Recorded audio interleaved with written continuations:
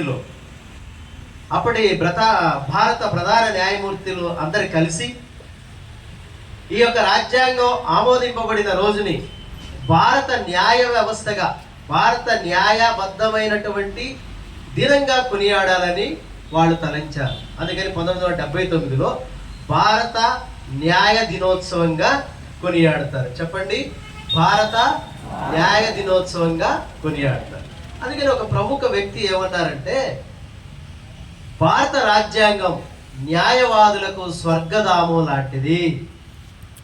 భారత రాజ్యాంగం న్యాయవాదులకు స్వర్గధామం అంటే ఎన్ని రకాల చట్టాలు ఇందులో ఉన్నాయో, ఎంతమంది ఈ చట్టం ద్వారా నిర్దోషులుగా బయటికి వస్తారో అటువంటి విషయాలన్నీ ఇందులో పొందుపరచబడ్డాయని ఆయన చెప్తూ ఉంటారు.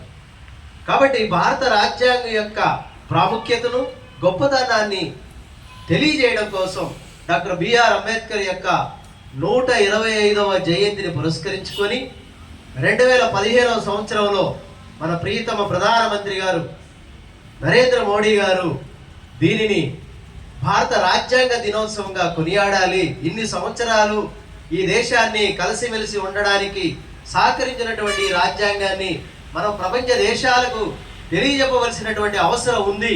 ఈ అవసరాన్ని పిల్లల దగ్గర నుంచి పెద్దల వరకు భారత ప్రజానీకం మొత్తం దీనిని ఒక పండుగ వాతావరణం లాగా చేసుకోవాలి అని చెప్పేసి 2015 మరి నవంబర్ 26న దీన్ని అక్టోబర్ నెలలో ఆమోదించి నవంబర్ 26 నుంచి దీన్ని అమలు పరుస్తూ తీసుకున్న నిర్ణయంలో భాగంగానే ఈరోజు మనం భారత రాజ్యాంగ దినోత్సవాన్ని జరుపుకుంటూ ఉన్నాం. కాబట్టి ఈ భారత రాజ్యాంగ దినోత్సవాన్ని జరుపుకోవడమే కాదు, భావి భారత పౌరులమైన మనము ఇప్పుడు మన మిత్రుడు చదివినట్లుగా రాజ్యాంగ పీఠికలో ఉన్నటువంటి అంశాలన్నిటినీ మన హృదయంలో పదిలపరుచుకొని ఒక భగవద్గీత లాగా, ఒక ఖురాన్ లాగా, బౌద్ధ మతస్థులు పాటించే త్రిపీఠకాల్లాగా, క్రిస్టియన్స్ అనుసరించే బైబిల్ లాగా సమస్త మత గ్రంథాలని అభిమానించి, ఆరాధించి, గౌరవించే భారతదేశ పౌరులుగా మనం ఉంటూ భారత రాజ్యాంగాన్ని, దాని యొక్క విలువల్ని భవిష్యత్ తరాలకు అందించవలసిన అవసరం విద్యార్థులైన మీ మీద ఎంతైనా ఉందని నేను భావిస్తూ ఉన్నాను. ఈ సందర్భంగా భారత రాజ్యాంగ నిర్మాత డాక్టర్ బిఆర్ అంబేద్కర్ ఈ యొక్క రాజ్యాంగ పీఠికల గురించి ఒక మాట చెప్తూ ఉంటారు. భారతదేశ రాజ్యాంగం భారతీయులకు ఒక ఆత్మ వంటిది. మానవుని శరీరం మరణించి మట్టిలో కలిసిపోతుందేమో కానీ ఆత్మ ఎప్పటికీ జీవించే ఉంటుంది అని ఎందరో మహానుభావులు తెలియజేశారు. అందుకనే అంబేద్కర్ గారు అన్నారు, ఈ భారత రాజ్యాంగం కేవలం రాతపూర్వకమైనటువంటి రాజ్యాంగం కాదు, ఇది భారతీయుల యొక్క ఆత్మము. ఈ ఆత్మతోనే మనం అందరం జీవిస్తున్నాం. అందుకని మనలో అందరం సర్వ సమానత్వంగా ఉంటున్నాం, స్వేచ్ఛ కలిగి ఉంటున్నాం, న్యాయంతో ఉంటున్నాము. అలాగనే అన్ని మతాలను గౌరవిస్తూ ముందుకు వెళుతున్నాం. ఇటువంటి విషయాలన్నీ చిన్నతనంలోనే మనం అలవర్చుకోవాలి. మరి ఇటువంటి భారత రాజ్యాంగాన్ని రాయడానికి ఎన్ని సంవత్సరాలు పట్టింది?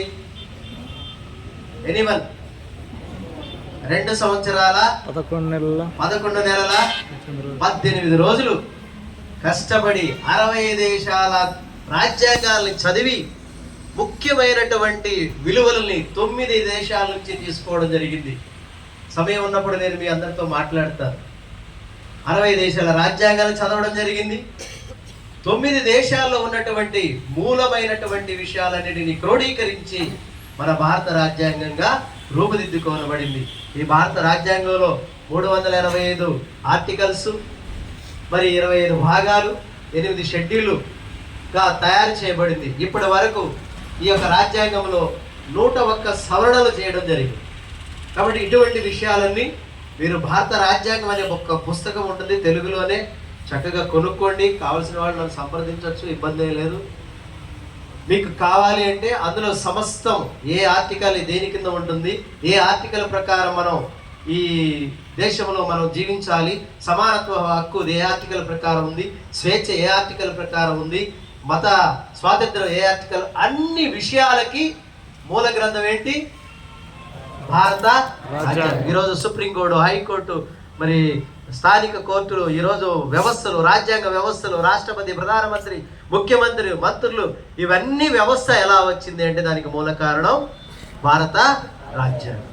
ఇటువంటి రాజ్యాంగ విలువల్ని మనము పుణికిపుచ్చుకొని భావి భారత పౌరులుగా ఉంటూ భారతదేశాన్ని ప్రపంచ దేశాల కంటే అత్యున్నతమైన స్థానంలో నిలబెడతారని, అందుకోసం మీరు ఇష్టపడి చదువుతూ ఇటువంటి విషయాలని తెలుసుకొని మిమ్మల్ని మీరు కాపాడుకుంటూ సమాజాన్ని కాపాడుతూ భవిష్యత్ తరాలకి మీ యొక్క అండను బాసటను ఇస్తూ మరి ఈ యొక్క పాఠశాల అభివృద్ధికి, మన రాష్ట్ర అభివృద్ధికి, దేశాభివృద్ధికి తోడ్పడతారని మనసారా కోరుకుంటూ దీవిస్తూ ఇంతటితో నా యొక్క మాటలను ముగిస్తూ ఉన్నాను.